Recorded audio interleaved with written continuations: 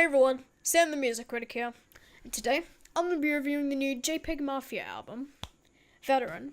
Now, ever since I started this whole music reviewing stuff, I've been really into, experimental hip-hop and all that. Because, what music reviewer hasn't been into experimental hip-hop, am I right, guys? You know, stuff like Death Grips, Danny Brown, Earl Sweatshirt, all that stuff. And why shouldn't I?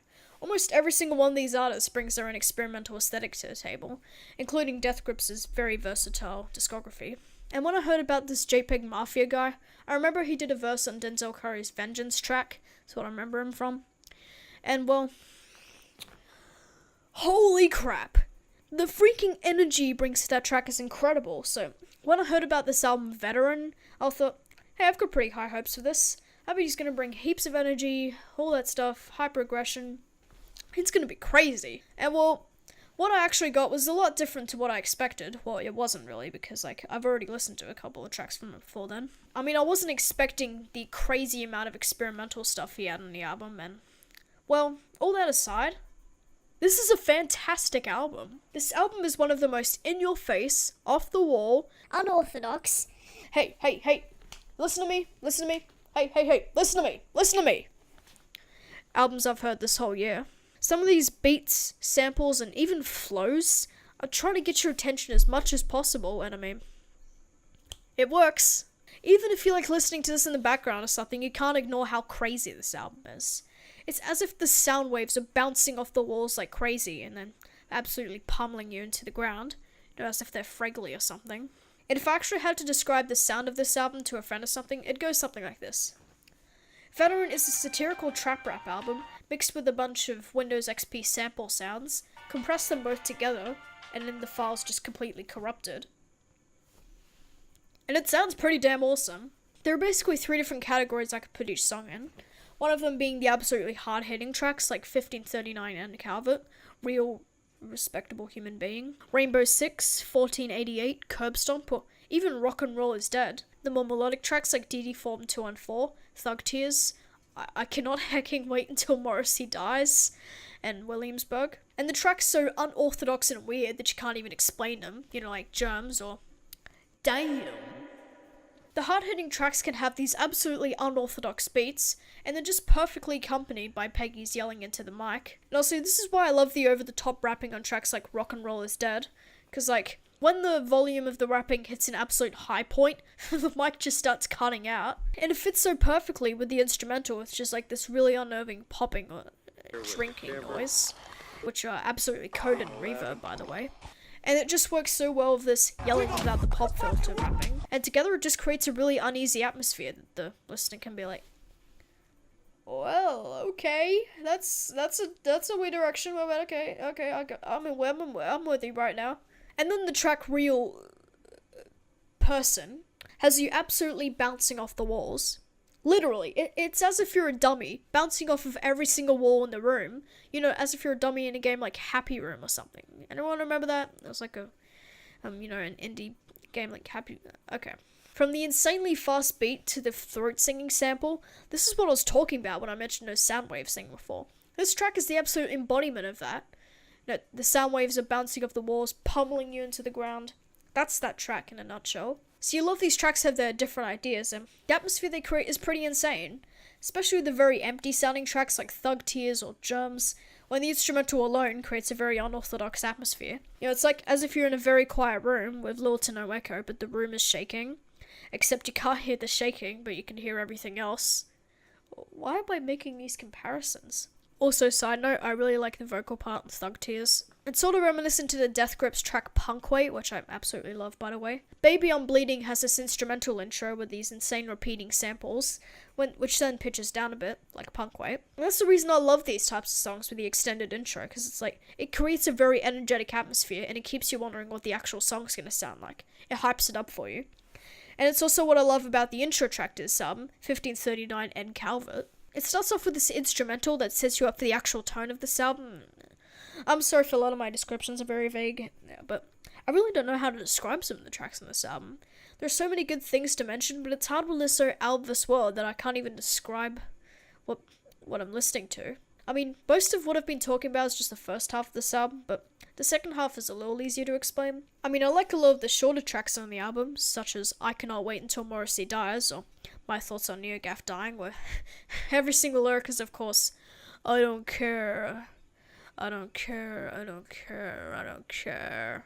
While some of these interludes or whatever may make the album less cohesive in the first half, it doesn't really take away from the insane experience this album gives us. The very satirical lyrics on this album are pretty funny too, and of course all the references he makes to people like Lil B, Lil Peep, Drake, Logic, John Mellon, Lil B, Lil Peep, Drake, Logic, John Bellion. Okay, so since me from 2018 is an absolute moron, let me just tell you who I was trying to say when I said John Mellon or John Bellion. What I meant to say was John Lennon. Not John Mellon, not John Bellion. How did I not think twice when saying John Bellion? What is the resemblance? Oh my god, what on earth? What was I thinking? Look at this. Can you really trust this person? Really? He didn't even mention panic emoji in the review. How can you trust him as a liable reviewer? He should be cancelled, honestly. SMH. Lil B, Lil Peep, Drake, Logic, John Bellion. Okay, this video's gonna be like 20 minutes long if I keep listing people. The personality Peggy shows in his tracks just really makes the album so much more enjoyable, and accompanied that with the production. Holy crap, this is a really good album. I'm pretty sure Peggy makes these references all the time in his music, as he even referenced a bunch of rappers in Denzel Curry's Vengeance, as I mentioned before. I ain't Drake, this ain't Six, it's a nice sticky blicky eye. Some songs I haven't mentioned yet, but still really like DD Form 214, one of the more melodic songs in this album. For some reason, the lady singing in the intro kind of reminds me of like Garden Shed by Tyler, the Creator. I also like the ending to the track where she's singing Baby I'm a Veteran in a lower pitched voice, and it gives a really chill vibe to the track. It's one of the more chill tracks on the album. Calling back to the lyrics on this album, I found Libtard Anthem pretty funny. This very glitched out track with this guy Freaky, who Peggy did a collab album with, starts singing, "Word on the street, you're a libtard," almost as if it's like a memes song by like Lil Indium X or something. Another very chill track I really liked was Macaulay Culkin, where the very melodic guitars remind me of Answer by Tyler, the Creator. And another Tyler, the Creator comparison I see. You know, if it's a chill track, then it's gotta be a Tyler, the Creator comparison. Also, side note, Peggy's voice actually does kind of sound like Childish Gambino. I saw that in a YouTube comment somewhere. The psychedelic reverb vocals in Williamsburg are pretty cool, but for some reason it's in everyone's least favourite spot in this album. I don't know, it just grows on me after a few listens. Rainbow Six is one of my personal favourites on this album, where in the beginning young Midpack's vocals may sound pretty monotone, but then JPEG Mafia comes in like... Once he starts absolutely going at it, that's when the track gets good. While it is pretty long, it's like almost 5 minutes or something, I still enjoyed it throughout. And finally, Curb Stop. One of my favourite tracks on the album. Has this like high frequency Windows Aero tune, the instrumental, while Peggy delivers probably the best hook on the entire album. It brings the energy, the catchy production, and just really ties this whole album together really well. In conclusion, I think this is one of my favourite rap albums of the entire year. Like, I've only given it a few listens so far, but I'm pretty sure I'm going to keep coming back to it multiple times in the future. I don't know whether it'll grow on me or shrink on me, but whatever. I really like this album. It's got some of the most off-the-wall and unnerving production I've heard this year, and even some of the most energetic and loud vocals I've heard this year. I haven't been able to find any actual flaws in this album. I mean, I don't think it's perfect, but it's certainly a pretty insane experience. Like, if you just simply listen without doing anything else, like, you know, put on a music visualizer or something, you'll probably understand what I'm talking about in full, or whatever. While the first part at times may seem a bit incohesive, it doesn't really take away from the experience, because, like, that's kind of the feel of this album. It's all over the place. Like I said before, it's like a corrupted SNES game or something. Some parts of this album actually also sound pretty low quality in terms of recording and stuff, and that just adds even more to the experience. If your album sounds low quality unintentionally, it's not usually a great album, like if you're in like a big studio thing or something. But if that's how it's meant to sound, then if you utilize that atmosphere well, you can create a pretty good album. And that's what this album did. It created a chill but aggressive, yet empty, yet shaky, yet glitchy, but sometimes crisp, but unorthodox atmosphere. It's just full of some really creative ideas. If I had to give this album a rating, I would give it a 9.0 out of 10. Thank you for watching, and now, Hey everybody, thanks for watching this video, I hope you enjoyed it.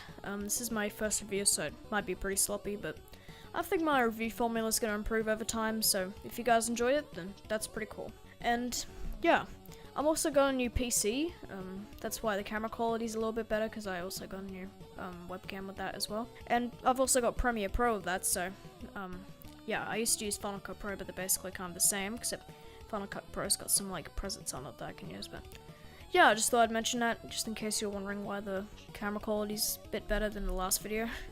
And yeah, probably wondering what I've got in stock for the next year or whatever.